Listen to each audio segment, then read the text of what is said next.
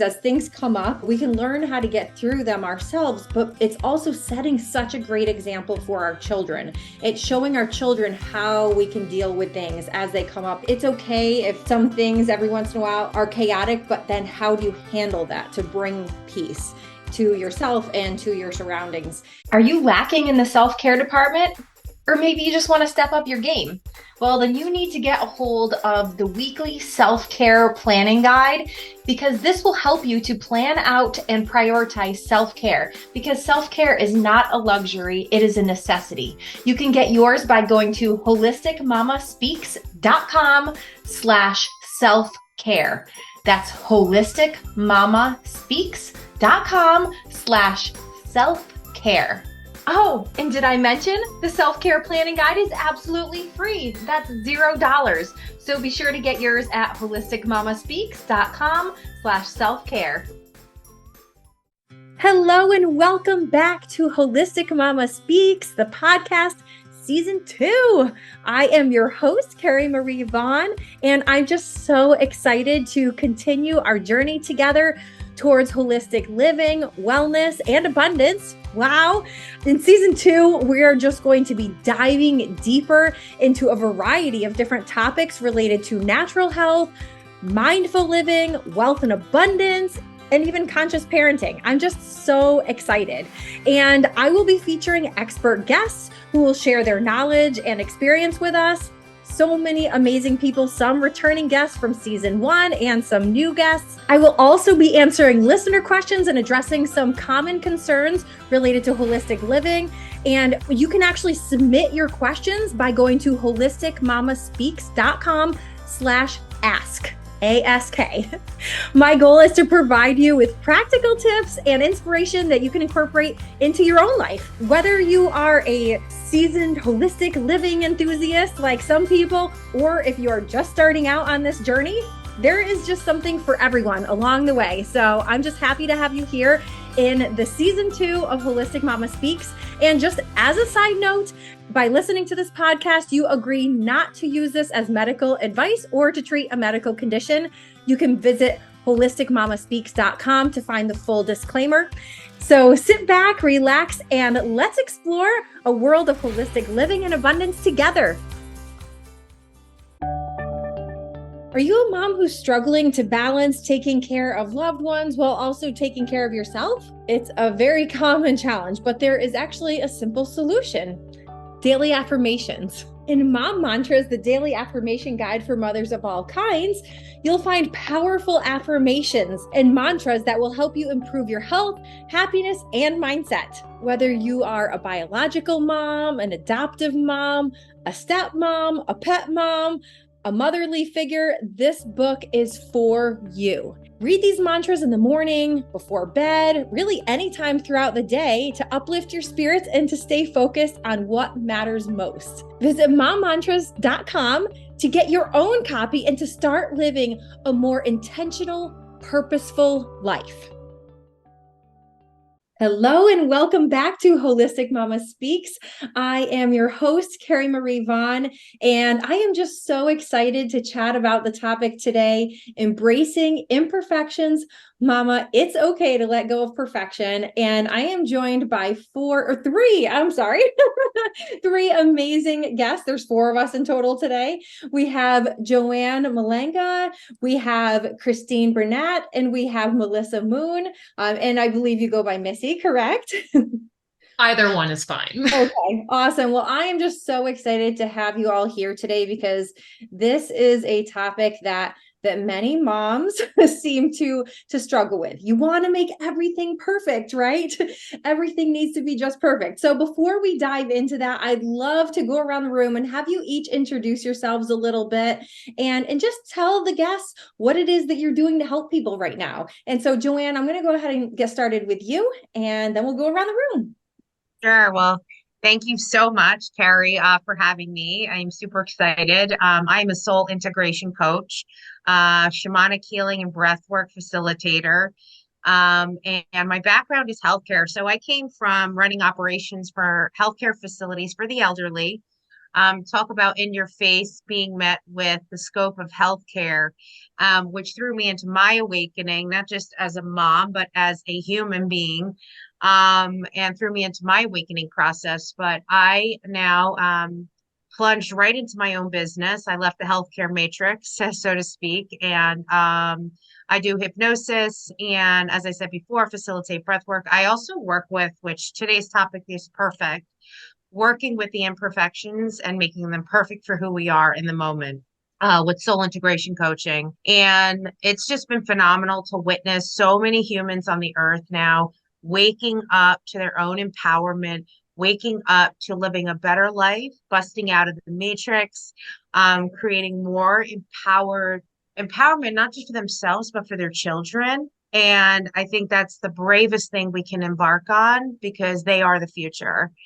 So, yeah, but thank you for having me. I look forward to diving a little deeper as we move through. Awesome. Well, thank you so much. I'm so excited. And I love that you talked about that, about the bravery, because we do need to have some bravery to be a parent, especially this day and age. So I'm happy to have you here. Christine, let's turn it over to you. Hi, everyone, and thank you so much, Carrie Marie, for having me here. I'm very excited to be here with Joann and Missy as well. And I was an elementary school teacher for 30 years, and now, after crashing and finding out-of-the-box solutions, I now help kids self-regulate with a technique that I created called Snap, Set, Go. And I also am a certified EFT master practitioner, helping release with trauma. I'm also a Talera energy systems healer and a virtual coach, and soon heart coach certified as well. So my passion is really to help parents and kids, and also parents who may have fibromyalgia. You do not need to stay there. It is not true that it is a terminal illness, because I used to have it and now I'm hiking, I'm biking, I'm doing everything and more maybe than I was before I got really sick. So it's possible to get your health back. The one major project that I'm working on right now is with an organization called Helpopedia. And the Hub for Help is coming in September, and I'm preparing a program for parents who want to have a cell phone contract or conversations about cell phone and devices, because there are so many aspects to look at. So I'm very excited, and I've interviewed different people from around the world, and hopefully this will be super supportive for moms who are having issues with cell phones and devices, looking at many, many aspects. Wow, that's awesome. So many things and so many amazing ways that you are helping parents and children. So thank you so much. I'm excited to have you join us today, Christine. And Missy, I'm going to turn it on over to you. Well, hello, ladies. So wonderful to be with you today. My name's Melissa Moon. I am an Elon healing facilitator and Reiki practitioner. So working with the energies, but also working with the nervous system. Elon stands for extraordinary living through advanced neurology. And so utilizing high touch, low force, no force work on the spine, in the cervicals and down low in the sacrum, we start to bring the body's focus back into the ease. How do we anchor in the ease and strengthen the vessel so that we ultimately have more flexibility and flow through our nervous system, through our spinal cord, which instigates an opportunity to make different choices in life. You know, especially being a parent, our kids bring up stuff for us. There have been plenty of times that there have been moments in the house that I have been triggered and I have to remove myself, and really noticing what comes up, how I'm bringing up tension, and then also having really good body skills to know how to move through it. It doesn't have to get stuck inside. We get freedom of choice with ourselves and with our children to be better models, to be better guardians, and to be better guides so that they can witness us be well-functioning adults, so they have a model to work off of. And so this work has been implemental in in the way that I parent and in the way that I'm raising my children, to know that you can listen to your body. You can put your hands on your body and breathe. What is it that your innate intelligence and your body's wisdom is trying to tell you? And that you are empowered by that opportunity to be able to be self-referential. So Elan has been such a beautiful practice for my own healing, and watching the healing and the wellness that happens with my community around me. So glad to be here, a part of the conversation, and talk more about ease and flow as parents. That's awesome. Well, it sounds like amazing work you're doing, and I can't wait to hear a little bit more about that. But I'm also, I'm loving how you're talking about setting an example, because that is so important as parents, that, as we tackle things, as things come up, we can learn how to get through them ourselves, but it's also setting such a great example for our children. It's showing our children how we can deal with things as they come up in your life, instead of, it's okay if some things every once in a while are chaotic, but then how do you handle that to bring peace to yourself and to your surroundings? And so I'm so excited to chat about this conversation, because many parents really try to perfect things. They want to have the perfect life for their kids. I mean, who wouldn't want the perfect life? But Yeah. perfect isn't always the same for everybody. And it isn't always obtainable in exactly the way that you think it is. And so I'd love for us to just open up this conversation with just some thoughts around that, of, how we work ourselves as parents, but also how we work with the moms that we work with, in helping them kind of release that hold onto everything needs to be perfect and just kind of go with the flow a little bit more, so that our lives are a little bit more peaceful. So, I mean, perfectionism, when we talk about that, it feels like so much control. And it's like, what's control? It's holding stuff tight. And when we hold stuff tight, it's really hard to like see more, right? It's like, it's very narrow. And so it's like, what could happen if you let go of that a bit and see more that's around you, has been my experience as a parent. yes, and, agreed. yeah, noticing where those moments show up. Mm-hmm. And I think too, Missy, you brought up a good point about reconnecting with the self, putting your hands on your heart and just breathing into that space of what part of me is acting up, right? Because it always comes back to us, and whether it's your children, whether it's somebody at work, whether it's your neighbor or your husband or partner, it's irrelevant. It's really what is happening within you, and where do we need, there's been times I've had to go into a bathroom at a restaurant or being out at a party and just reconnect with myself and say, wait a minute, what is going on here? Right? Am I trying to, like you said, hold on to control? But it all connects back to the work I do, which is really just embracing the aspects of self. Right? It's like that inner war that's not resolved is why we're seeing all this outer war in the world and the breaking down of all these systems. So yeah. And it's like my child's tantrum is ultimately my tantrum inside. So I love that you bring that up. It's like, and that really takes us out of that idea of perfectness. Like, I want my child to like just say, yes, mom. Like the world of yes, mom is a tough one to connect into, I think, these days with our kids, because they are resilient and they're like, I have a sense of self, which bumps into our stuff. Mm-hmm. And it really does. I love how you both said that, Missy and Joann. And the aspect that I used to be a perfectionist, and my children are now 23 and 30. So I can tell you how damaging it is to your children if you choose to stay on that path. And I hope it motivates you to really say, okay, I'm doing something about this. And for me, I believe it's a safety issue. Deep down, we don't feel safe, that in the sense that we don't feel quite good enough to do the best job that we can. So we're always trying to do better. But somehow, anyway, in my case, it wasn't better for my children because of my expectations, which were not what they wanted. They were my expectations of what was really neat. And I have a really silly example, but I like to use this one. Is I had made a snow slide in the winter with my son. And the next day it was a bit sunny and it was melting. And I said to my son, "Oh, you can't slide on the slide today because it'll damage it and then you won't have a slide anymore."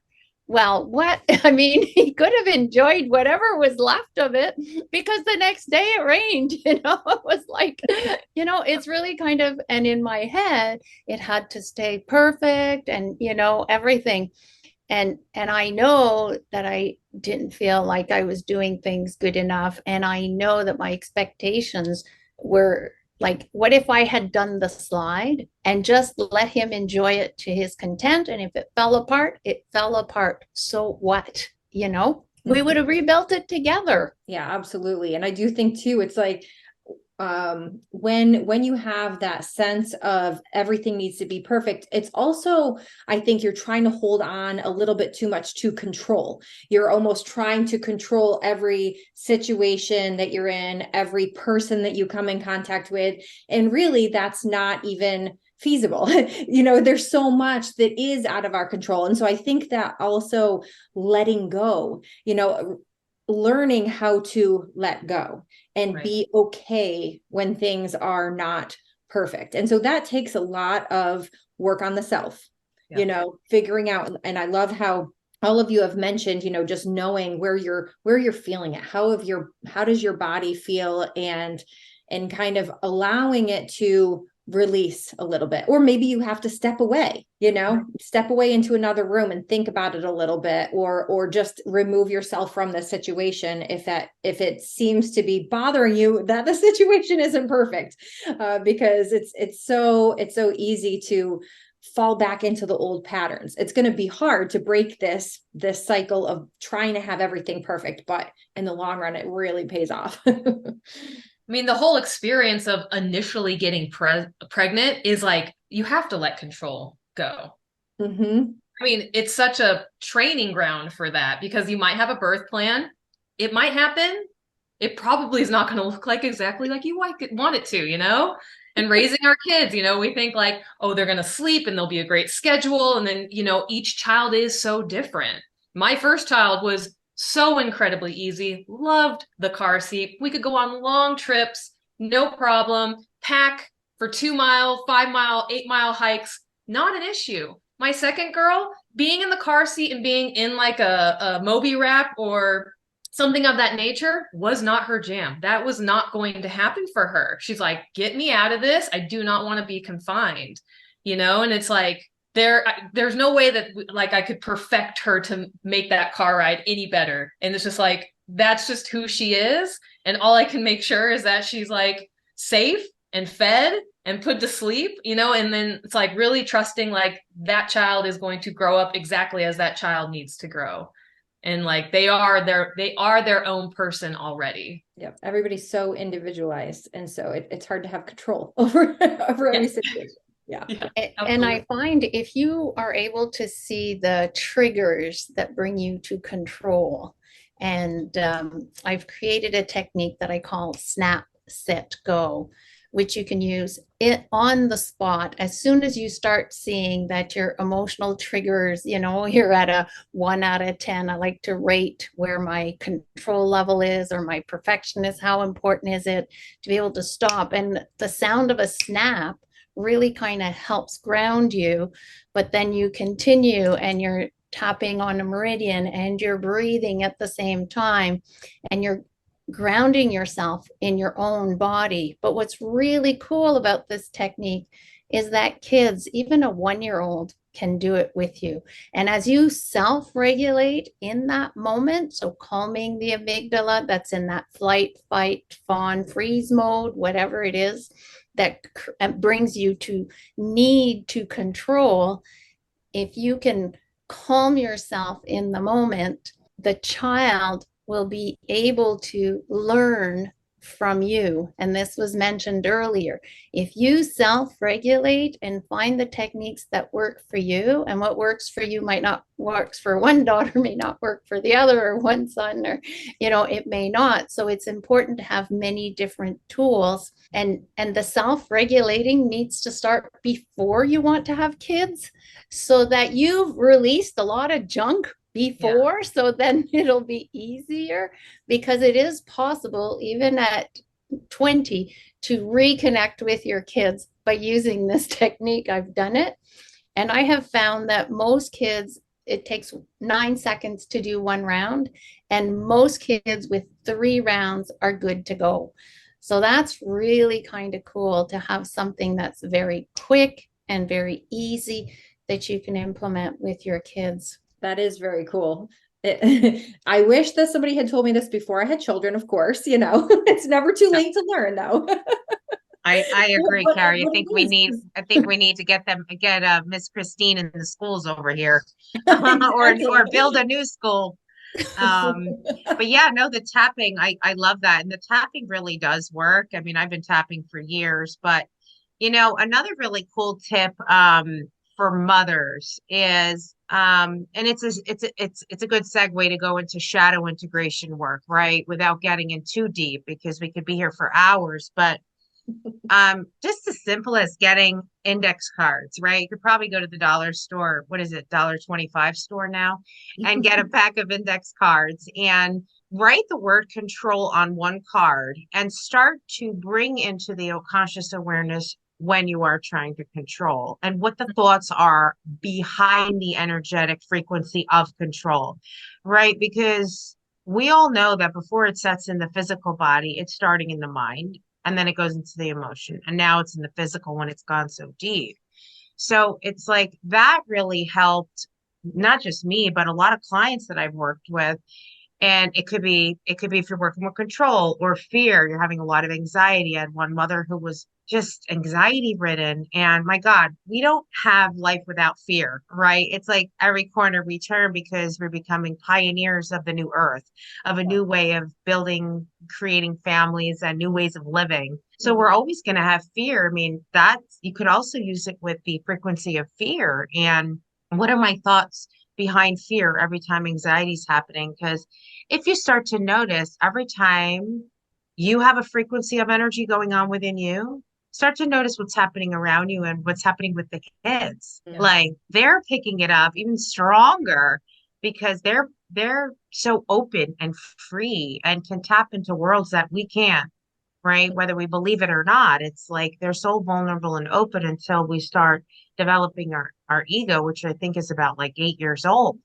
And it's like we're just diving into a whole nother, but that may also be a helpful tip that I have found that's useful as well. Yeah, absolutely. And you are very right. Children are just so much more susceptible to things. They pick up on things so easily. And so, yeah, when you start to build up that like control, that tense, because it is, I feel like control is one of those emotions and those feelings that get tense. Your whole body kind of tenses up because you are starting to feel out of control, when you're seeing things happen or you're hearing things happen. And so it tenses up. And then all of a sudden, the whole house is under tension.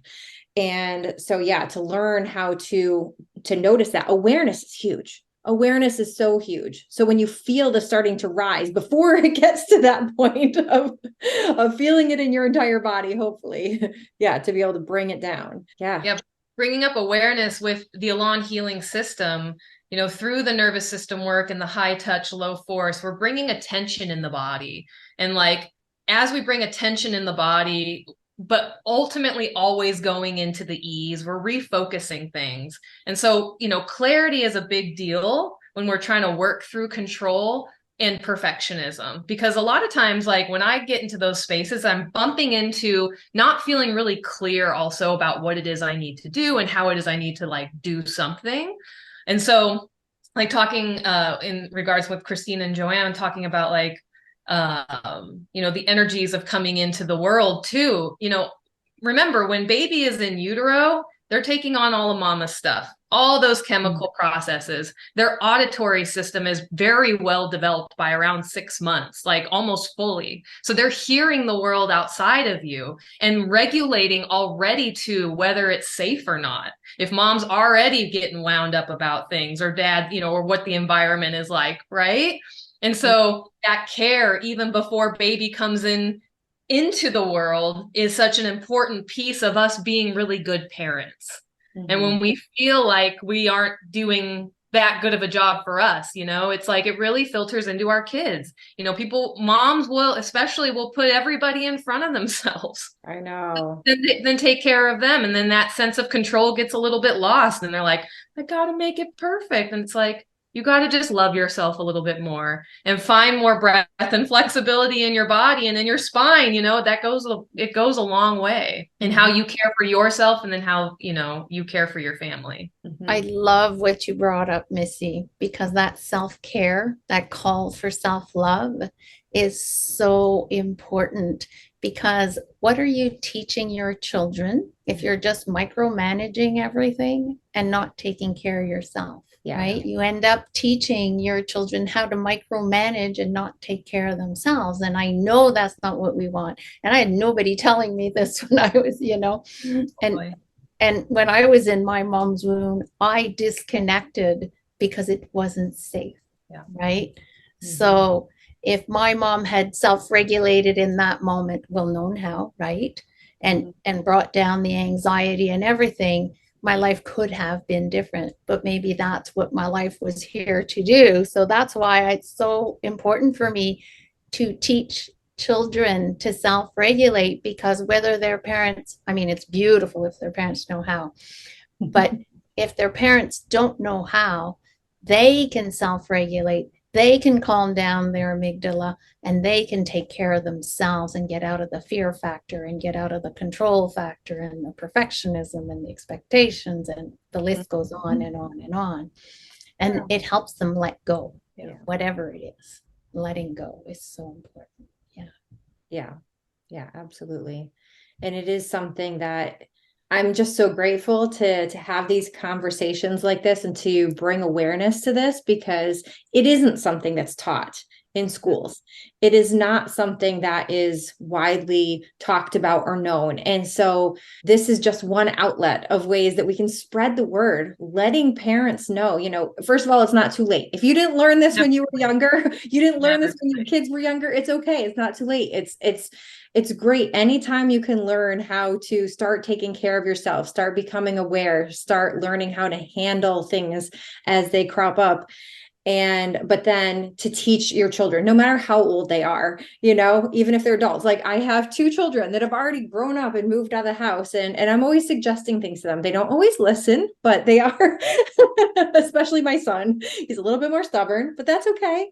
That's all right. He'll come around, and it just still shows though, when you're doing things for yourself, no matter how old your kids are, you're still setting such a great example for them, whether they're at home and you're literally teaching them things, or if they're just seeing it and hearing it and the way that you're talking. Even being in the room with somebody who knows how to have those skills, even if it's not talked about, like the vibe is there, the entrainment work is there, the energetics are there. That makes a difference. And that does start with that idea of awareness. Like, being aware about just all those things is a good first step. Yeah, absolutely. The awareness is such a huge. It is. And bringing what's unconscious to the conscious, I think, is the role of our kids so that we can heal. I really feel that, if I'm a little stuck, I just need to talk to my daughter or my son. I'm like, oh yeah, that's what I need to work on. That's what I need to Are they the best teachers? Yeah, they're our greatest teachers. Yeah. And they're not afraid of telling you exactly how it is either. No, they aren't. They aren't. And it's a service they're doing for us, because they're so connected to who they are when they're little.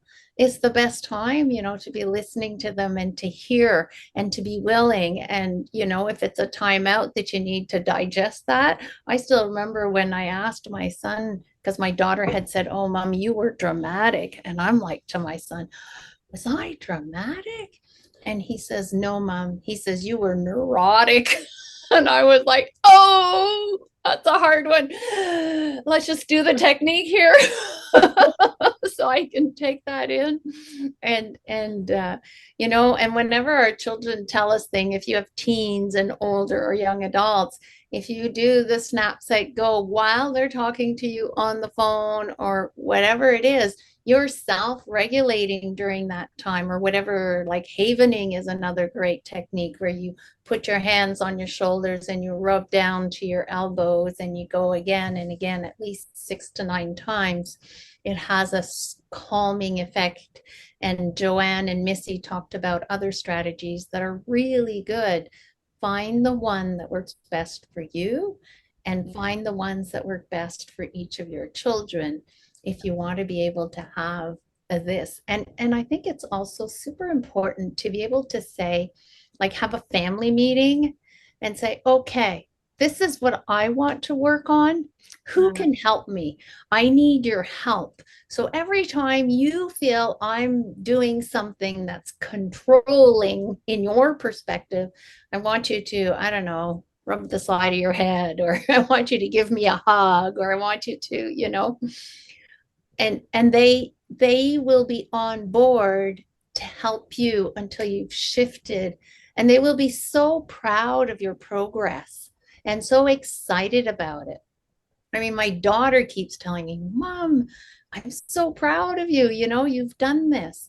And look for your teens stuff that, sometimes we'll get on their backs, but look for what you're proud of. One tiny bit in the conversation, and then you can say, I was proud of you because you did this, because it means this, because it's. And then my daughter was like, whoa, she's in her 20s and she's all messed up because of me, partially. I mean, I'll take ownership, not just me, but, other stuff too. But I'll take ownership for my part. And just being able to tell her, I'm so proud of you. I'm so proud of you. Every conversation we would have, or almost every conversation. And now she's 23. She's got a good job. She's been able to shift and change jobs after 3 to 6 months if the job isn't where she needs to be, because she's evolving. So she can't tolerate a boss that punches her in the stomach anymore. Now she can't tolerate a boss that's abusive verbally. So now she's found a place where the boss is nice, the employees are nice, the employees are staying there till retirement. She's like, oh, Mom, it's so beautiful. Oh, that's wonderful. Well, congratulations to your daughter. That's awesome. And you're setting that example for her and teaching her these things. Because I'm willing to listen to her, because I self-regulate when she tells me about her traumas that she went through, that, she didn't dare talk to me about, because I could wring some people's necks, I can tell you that much. But it won't help the situation, and she doesn't want me to, so I'm not going to do it. But it's super important that we forgive ourselves and have lots and lots of compassion towards ourselves so that we can let go. Yeah, absolutely. I love that you talked about asking everybody to help you out with this, because it is a journey. It doesn't happen overnight. And forgiveness is great. Give yourself grace. Okay, so yesterday you may have had a little bit of control freak situation happen, and then it's like, today is a fresh day. Okay, let's take a deep breath. Let's restart, reset, and start all over. And so you definitely have to be forgiving for yourself. And I do find that breathing techniques is also extremely helpful for me. If I'm finding myself in tense situations because of, wanting to control something that I'm not able to, stepping away and just doing some deep breathing is very, very helpful to help get me grounded, clear my head, clear my mind, realize some things are out of my control, and it's okay. It's okay. What do I have control over? I have control over me, myself, the way I'm feeling about this situation. And that's what matters. And so to make myself happier and calmer is what's important, because that's what I do have control over. So I'd love for some last words as we kind of wrap things up today with this awesome conversation. And I know that all of these techniques we've already been sharing are so helpful to many, many moms. Well, I teach my practice members a breathing technique and system called evolutionary personal care. And the first and foremost is just connecting into the ease and leaving the defense alone and just finding the ease. And when we find that ease, the body opens up and it's able just to bring more breath. And you talk about just how breath work is so important. When we shallow breathe, it keeps us away from our feelings. It is definitely a defense mechanism. And so anytime that we can get into those deeper breaths, it gives a bigger range to feel. And feeling with safety is really when we can truly look at something and let it process and move through. And I'm sure you, Joann, really, your work probably like anchors into that idea as well. Yeah, for sure, Missy. And, I think, again, right, like whether it's your work or my work or working with Christine, everyone has that special niche, right? Like what's unique to one would not be good for another. So it's really just finding that balance, not just that centering yourself. And then I love what you said, that breath and just paying attention what's in the body, but also what's really cool. And I tell people that I coach with and I do myself is creating glow and grow moments, like once a week, sitting down and say, what happened this week? What went well? Where'd you grow? What about a glow moment? Tell me about that. How did you create that? No matter what age kids are, now watching my nieces and nephews, because they're much littler, and it's just, this is a different breed. We're raising a different breed, and the energetic level and the ability for them to be clairvoyant and all these gifts so young, and being open to learning from them, right? Because we didn't get that as children. That's why we're here. Many of us are doing podcasts and healers and coaches, because we had a packed backpack full of trauma. So, and you got to be transparent about it, because it's normal. It's okay not to be okay. And I think if we could just teach the world it's okay not to be okay, like we all feel connected. Yep. And to ask for help when you need help. And that's what we're all here for. That's what we all help people through these things. And we love doing it. Yeah, for sure. Joy. And something that that you all brought up too was just being able to share in the growth moments and everything. One of the things that I like to do in my own home, but also encourage all my clients to do, is to start a grateful jar, start a blessings jar in your house. And every time there's something exciting, maybe it's you self-regulated, maybe it was something exciting happened, maybe you had a great conversation with somebody. It can be little or it can be huge. It can be a big celebration, maybe you made that switch to the better job, whatever it is.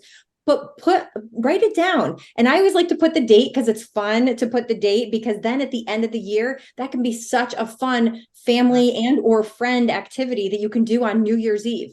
You can go back through all those blessings for the year. It's also great if you're having a rough day, pull out some of those blessings. Oh my goodness. It brings a smile to your face immediately. What you focus on, you get more of. Yes, exactly. So it has been such a pleasure having you all here today. I love chatting with you ladies, and this is such a great topic that many moms struggle with. So I'm hoping that at least one, or not, if not more, of these techniques we've shared can help them out, and that they know that they can reach out to any of us for help, for further help if they're struggling. And I'll just make sure that all of your contact information is on the webpage. So thank you all again so much for joining me today. I hope you have a great rest of your day. Thank you. Thank you, Carrie. Have a great Bye-bye. Bye. Thank you so much for listening. It has been a pleasure being with you today. I hope that you enjoyed this and got some value out of it. If you did, be sure to rate and review on wherever you're listening or watching. And also be sure to follow us on Facebook and Instagram. Thank you so much and have a great rest of your day.